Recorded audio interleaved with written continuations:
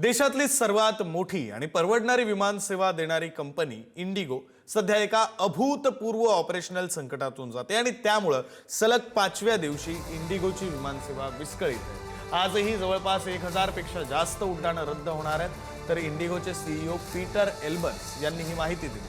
10 ते 15 डिसेंबर पर्यंत सेवा पूर्ववत होण्याचा अंदाज आहे।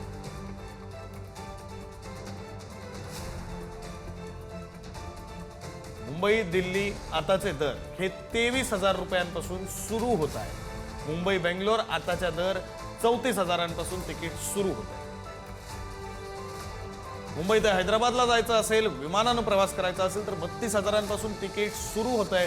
मुंबई ते कोलकात्याचं तिकीट 68,000 रुपये इतकं झालेलं आहे। मुंबई ते चेन्नईचं तिकीट 34,000 रुपये।